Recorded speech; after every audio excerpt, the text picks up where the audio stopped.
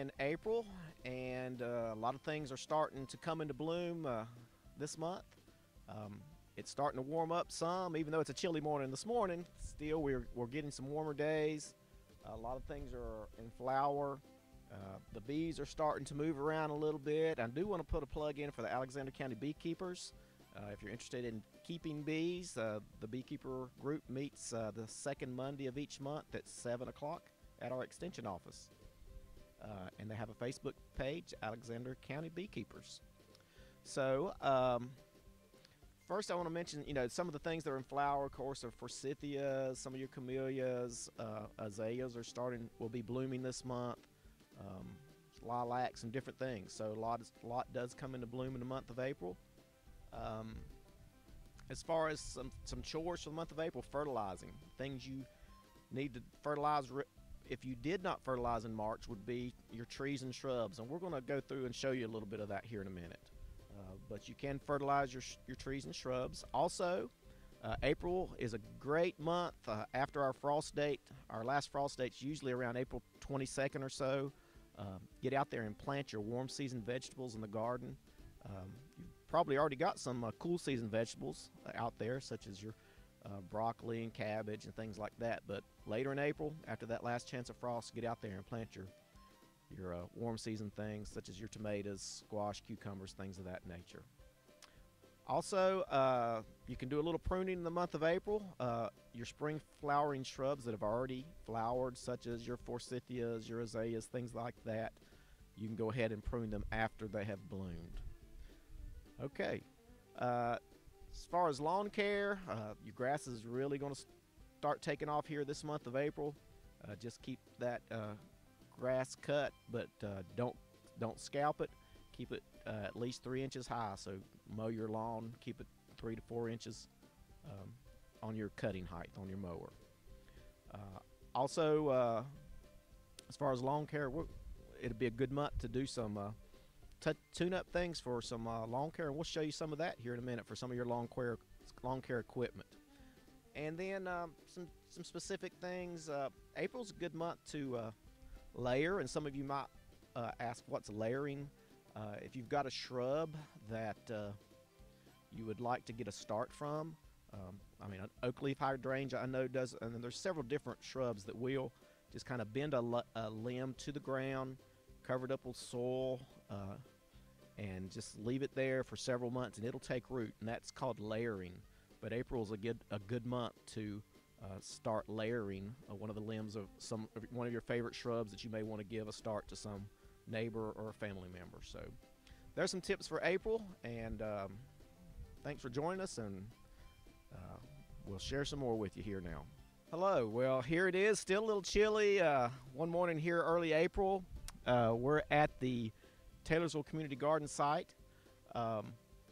Just want to share, if anybody's interested in leasing out a raised bed, they are $10 per bed for the whole year. So call the extension office, 632-4451 if you want to reserve a bed for the year.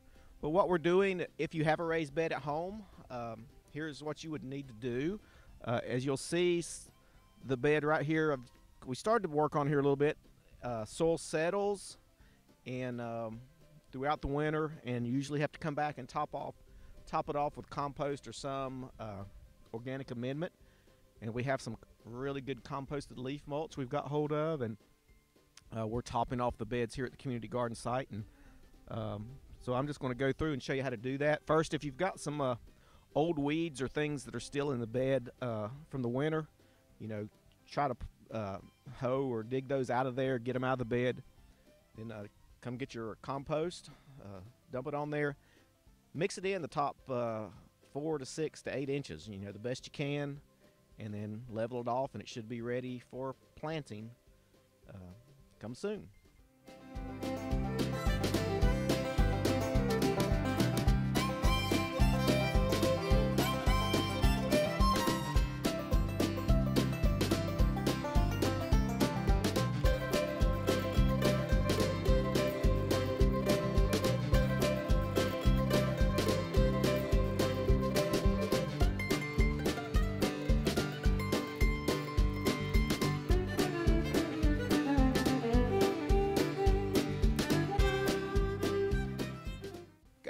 event we do have scheduled in April is Pesticide Disposal Day.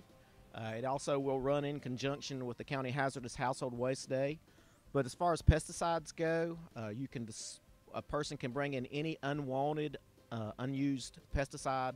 It may be something that's old, that's been on the shelf for 40 years, whatever. But if it's in a container, 5 gallons or less, with a label on it, or you can bring it in that day. If you've got a larger amount, just call us at the Extension office, and we'll make arrangements to get it picked up. But here at different places in the county, like here at Feimster's Hardware, there's signs explaining the day. The day will be April 27th. It's a Saturday.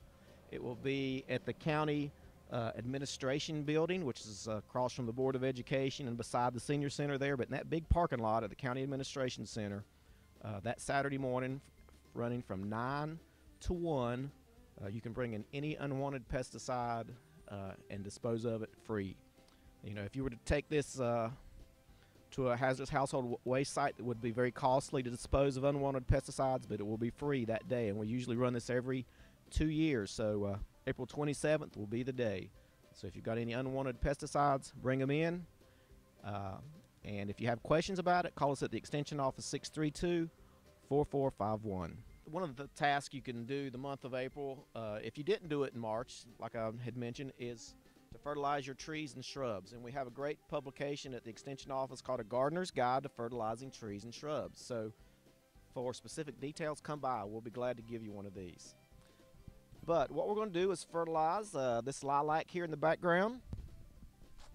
And for shrubs, the rule of thumb is to use a half a cup of a complete fertilizer like 888 or 10-10-10 per square yard. And you, for any tree or shrub, you keep the fertilizer out away, a foot away from the trunk of the tree or shrub, but you put it out underneath the branches. But the root zone typically goes out 2 or 3 times past the span of the branches. So we spread that out in a circle, and just kind of keep it away, a foot away, but extend it out 2 to 3 times the span of the branches.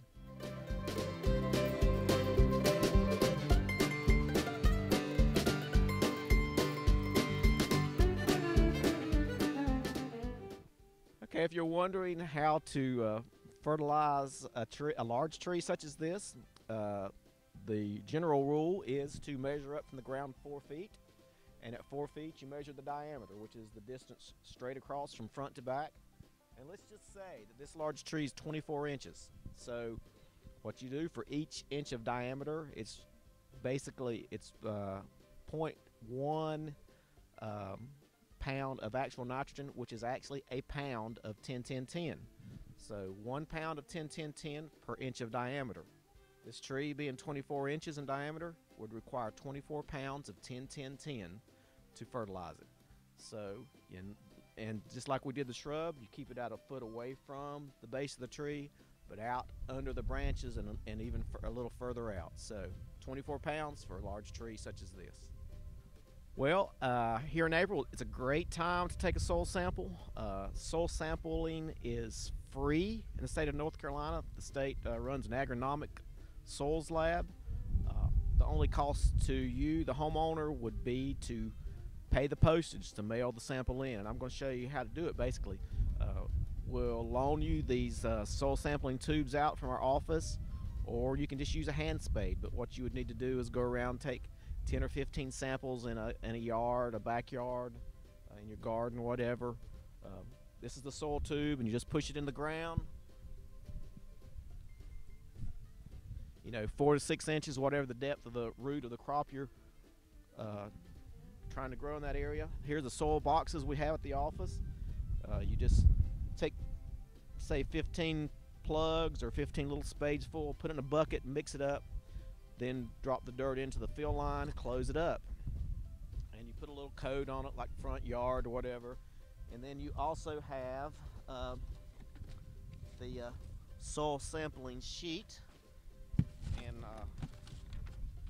here's the sheet, and you just list soil sample, front yard, and your name, address, email address, whatever, and mail it in. Also, we have these little trifold brochures how to do a soil sample. So it's step by step. So come by the extension office and get some soil sample boxes and the form, and take your soil sample. Send it off so you'll know exactly what nutrient needs your garden, your lawn, your fruit trees, your flowers, whatever, what they need, and also if they require any lime, because the pH is probably off. A lot of people don't know if the pH isn't right, your plants can't take up the nutrients that you put out there for them. So come do a soil test, just about a week turnaround, and they'll email or mail you the results back, and I can help you interpret those if you have questions. Well, another task a lot of landscapers or homeowners do in the month of April is put mulch out. And, you know, of course, mulch is, you know, it adds beauty to the landscape, but also, to be truthful with you, the main purpose for mulch really is to hold moisture in and keep some of the weeds down. So there's lots of different types of mulch. This is an old decomposed mulch. There's some that are, you know, there's different colors of mulch, there's different types of mulch, there's bark, there's pine needles, there's tree bark mulch, whatever. But, you know, spread it out. 2 to 3 inches deep is ideal to put that layer of mulch out to suppress some weeds and hold moisture in around your favorite shrubs and flowers. But don't get it too deep. If you put mulch 4 or 5 inches deep, you could start suffocating shrub and tree roots. And believe it or not, roots have to have some oxygen. And if you put the mulch out too deep, you can cause problems in your trees or shrubs. 2-3 inches is ideal. So go out there and get your mulch out and make your plants happy and beautify your yard at the same time. Okay, here we are, month of April. A lot of people are going to be out there starting up those lawnmowers and those weed eaters for the first time this year, and there's probably going to be some problems there or some things they need to do to their equipment before they get started here. And we're here with Stuart Braswell at Mowers R Us, and Stuart's going to give us a few tips for people getting things started this spring. Basically, first of all, whenever you prepare to start your equipment for the spring, do a visual check of your equipment before you do anything else. Check and make sure nothing has built a nest. You know, mice like to get inside these and build a nest, and it causes a fire hazard. It's very, very dangerous. Check all around the top of your blower housings and things like this, up in the recoil. Anywhere they can find an access point, they will get into. Check under your air cleaner. You know, make sure there's no debris, anything that can cause, you know, a fire hazard or something like that. Check your fuel. Make sure you got good fuel in it. Don't try to start it with old fuel. That's one of the main concerns with equipment today is stale fuel. People leave fuel in over the winter, and you know they assume that it's going to start. You know, it started last spring, it started last summer. But take that old fuel out, dispose of it properly, put some fresh fuel in it before you try to start it. Check your plug. Make sure your plug's in good shape, you got good connection, there's no arcing. Once you do that, check your blade. Be sure to disconnect your spark plug before you reach under the mower. Do not try to do any performance or maintenance underneath the mower without disconnecting everything. Check your blade, make sure it's not bent, loose. If it needs sharpening, get it sharpened, you know. Basically, preventive maintenance. Check your chutes. Make sure all your chutes, your deflectors, your safety switches, things like that are in place. Don't operate one without it. It's very, very dangerous. And basically, that's about it on a push mower, really. There's, you know, check, make sure you don't have anything loose. You know, if you start it up, it's got a lot of vibration or things like that, take it to a shop and get it checked out before you operate it, because it could prevent you getting hurt or possibly a fatal accident. On your weed eaters, once again, check your fuel. Make sure you've got fresh fuel in it. Make sure that your mixture is right. If you have any questions about mixtures, what kind of oil mix it takes, you can use a synthetic blend. If you use a synthetic blend mix, it can't tell the difference in your mixtures. You can run it in any mixture out there. But if you don't use a synthetic blend, you use a brand name blend, make sure you mix your gas in the proper way before you start it up. And once again, check your plugs, check your plug wires, make sure all your casings are intact, no debris. And once again, you know, varmints will build in these too, just the same as they do mulch. One other thing on weed eaters and things like that, check your exhaust. Dirt daubers love exhaust on small equipment like this. They will build inside the hole, and they will stop it up, and it will not run. Check your heads. Check your trimmer heads. Check your twine. Make sure all that's intact. Other than that, if you have any questions at all, you know, feel free to contact us, and we'll be glad to help you any way we can. Well, I hope you've enjoyed our garden calendar. I've learned something. I hope you have. If you do have questions on something we've covered this month, the Cooperative Extension Office is located behind First Baptist Church and beside the Health Department.